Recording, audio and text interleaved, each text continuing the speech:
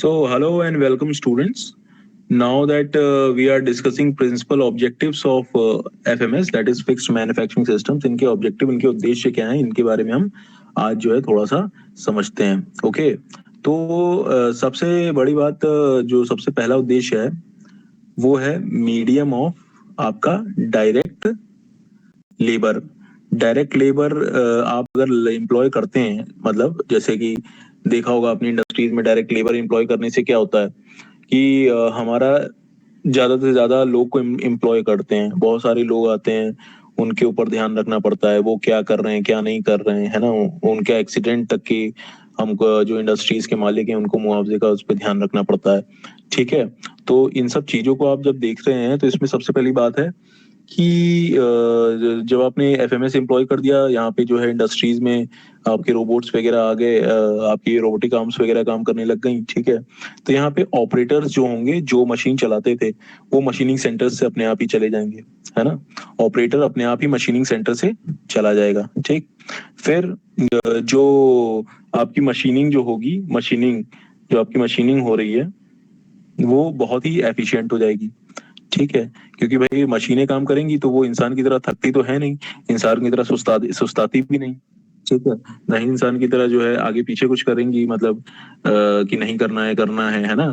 ना आराम करेंगी, या फिर मालिक नहीं रहेगा तो भी काम ऐसा होता है कि नहीं करते हैं कई लोग, तो वो भी काम नहीं करेगी. वो अगर एक बार आपने मोड ऑन कर दिया तो वो काम करती ही रहेगी. तो इससे जो है एफिशिएंसी जो है आपकी मशीनिंग में जो है बढ़ जाएगी. ठीक है, फिर इसमें क्या है, मशीनिंग ऑपरेशंस जो होंगे वो देखेंगे तो देखा जाए तो हम लोग की पहुंच से थोड़े से दूर होते चले जाएंगे.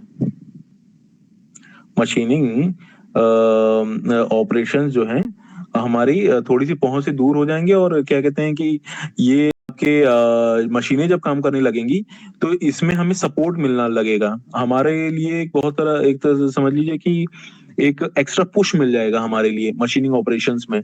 ठीक है, क्योंकि पहले यहाँ पे क्या होता था, पहले यहाँ पे सपोर्ट नहीं होता था, सपोर्ट शुरू में नहीं होता था. ठीक है, पर यहाँ एफएमएस आ जाने से क्या होगा, एफएमएस आ जाने से क्या होगा, ये सारी चीजें क्या होंगी, बढ़ जाएंगी. ठीक है, इनएक्सेसिबल और lightly participating in machining operation. ठीक है, फिर शॉर्ट रन अकाउंटेबिलिटी देखी जाए. शॉर्ट रन अकाउंटेबिलिटी यहाँ पे देखिए, शॉर्ट रन अकाउंटेबिलिटी जो नेक्स्ट आपका ऑब्जेक्टिव है. तो देखिए, अकाउंटेबिलिटी का हिंदी में अगर मतलब समझे तो ये आपका दायित्व है ना, आपकी पूरी जिम्मेदारी हो गई.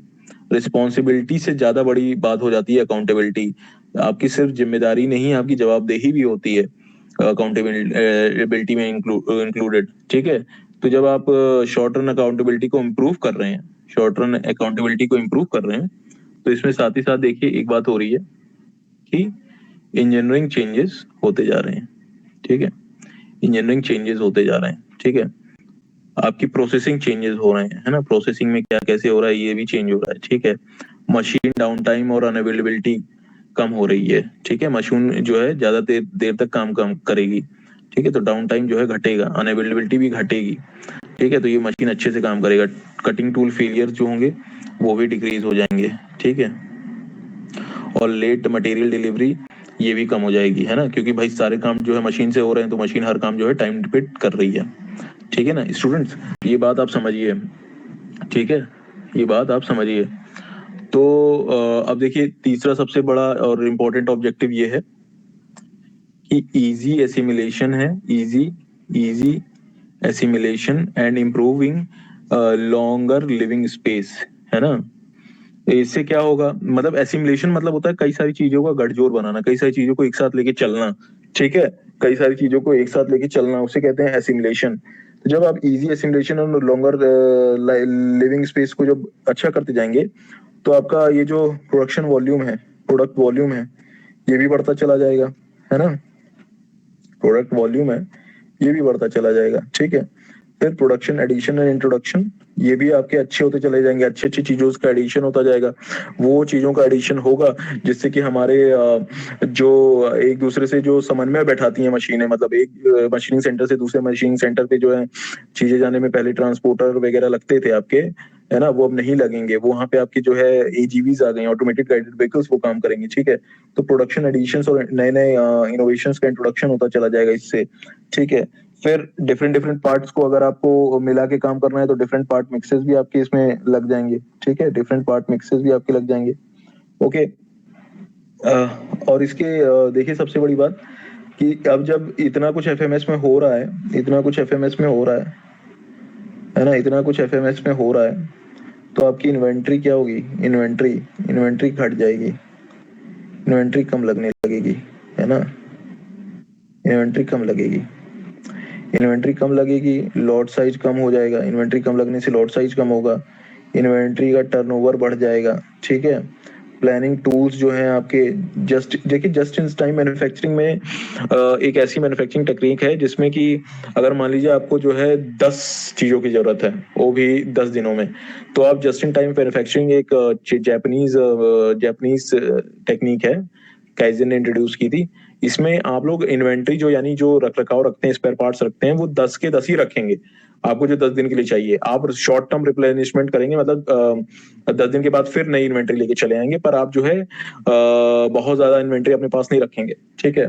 तो देखिए, तो लॉट साइजेस जो होंगे इसमें इन्वेंट्री रखने में वो कम होते चले जाएंगे, इन्वेंट्री का टर्नओवर जो लगता है, इन्वेंट्री का जो टर्नओवर होता है वो बढ़ जाएगा, ठीक है, क्योंकि इन्वेंट्री खराब नहीं होगी, इन्वेंट्री जो आएगी वो लग जाएगी कहीं ना कहीं, तो टर्नओवर बढ़ जाएगा। प्लानिंग टूल्स जो हैं, जो आपके जस्ट इन टाइम मैन्युफैक्चरिंग में लग रहे थे, इस्तेमाल हो रहे थे, प्लानिंग टूल्स जो आपके जस्ट इन टाइम मैन्युफैक्चरिंग में इस्तेमाल हो रहे हैं, जस्ट इन टाइम मैन्युफैक्चरिंग में इस्तेमाल हो रहे हैं, वो भी इंप्रूव हो जाएंगे, ठीक है, प्लानिंग टूल्स, है ना।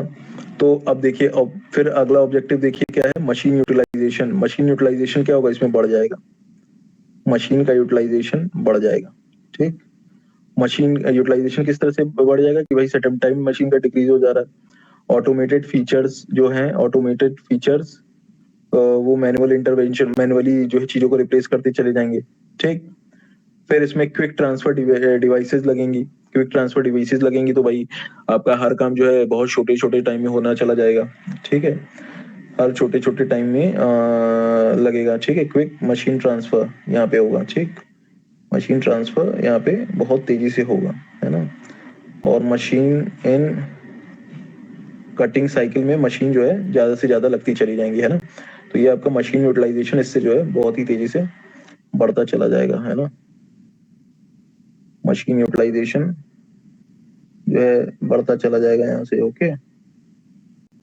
और मशीन सेटअप का टाइम डिक्रीज होगा, इससे ऑटोमेटेड फीचर्स जो है मैनुअल इंटरवेंशन को रिप्लेस करेंगे, और क्विक ट्रांसफर डिवाइसेस जो है बढ़ती चली जाएंगी, ठीक है। ये आपका पांचवा जो है ऑब्जेक्टिव है आपका एफएमएस का। फिर देखिए आपका छठा ऑब्जेक्टिव जो हमारे फिक्स्ड फ्लेक्सिबल मैन्युफैक्चरिंग सिस्टम का है, वो क्या है, जितने भी ऑपरेशन कंट्रोल लगते हैं, मतलब जो भी चीजें लगती है मशीन चलाने के लिए, ठीक है, जो भी चीजें लगती है मशीन चलाने के लिए, वो सब के सब जो है क्या है, ऑटोमेटेड हो गए। जब सारी चीजें आपकी ऑटोमेटेड हो गई हैं, तो आपके आर्बिट्रेरी व्हीकल्स जो हैं, जो ऐसे ही पड़े रहते थे, जिनकी कोई जरूरत नहीं होती थी, है ना, तो वो एफएमएस के आने से क्या हो जाएंगे, घटते चले जाएंगे, क्योंकि हमें जिन चीजों की जरूरत है हम वही चीज अपने पास में रखेंगे। तो आर्बिट्रेरी जो भी व्हीकल्स हैं, जो भी आपने ऐसे ही रखे हुए हैं, वो सब घटते चले जाएंगे। जो टूल्स हैं, जो टूल्स होते हैं आपके पास, है ना, टूल्स जो भी हैं आपके, जितने भी आपके रखते हैं अपनी मशीनिंग या मैन्युफैक्चरिंग करने के लिए, तो उन टूल्स का क्या होगा, कंस्ट्रक्शन प्लानिंग में एम्प्लॉय हो जाएंगे, ठीक है, वो टूल्स कंस्ट्रक्शन प्लानिंग में एम्प्लॉय होते चले जाएंगे, ठीक है। फिर ह्यूमन कम्युनिकेशन में, जो ह्यूमन कम्युनिकेशन में जो रिलायंस होता है, ठीक है, जो भी मतलब ह्यूमन टू ह्यूमन कम्युनिकेशन आप करते हैं जब कन्वेंशनल मैन्युफैक्चरिंग करते हैं, तो वो क्या होता है, कभी कभार मिस इन्फॉर्मेशन चली जाती है, इधर से उधर इन्फॉर्मेशन गलत चली जाती है, तो ह्यूमन कम्युनिकेशन इसमें क्या होंगे, घटते चले जाएंगे, ठीक है। ह्यूमन कम्युनिकेशन क्या होगा, इसमें घटता चला जाएगा, ठीक है, ह्यूमन कम्युनिकेशन घटता चला जाएगा, ओके। तो इससे क्या होगा, ऑपरेशन कंट्रोल क्या होगा आपका, बढ़ जाएगा। जब ह्यूमन कम्युनिकेशन आपका घट गया, तो फिर आपकी जो मैसेजेस इधर से उधर होते हैं, मतलब अननेसेसरी मैसेज आके चले गए, तो वो सारे अननेसेसरी मैसेज इधर से उधर नहीं जाएंगे, जो इंपॉर्टेंट मैसेज होगा वही इधर से उधर ट्रांसफर होगा, ठीक है। तो इंपॉर्टेंट मैसेज ही आपके ट्रांसफर पहले भी अगर कर रहे हैं ऑफिशियल स्पेस में वर्क, तो ऑफिशियल मैसेज भी कई बार मिस इंटरप्रेट हो जाता है अलग अलग ह्यूमन बीइंग्स के बीच में। तो वो मशीन में नहीं होता है। मशीन में आप जो है उसको बाइनरी लैंग्वेज में समझाएंगे, मशीन लैंग्वेज में समझाएंगे, तो वो मशीन लैंग्वेज में उसी को ही समझेगा, कुछ और नहीं करेगा उसके अलावा, ठीक है।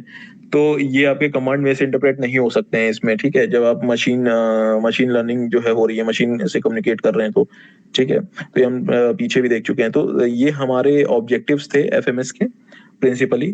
तो इन केस अगर इन ऑब्जेक्टिव्स में अगर आपको कोई डाउट है तो you can just ask me. Okay, thank you.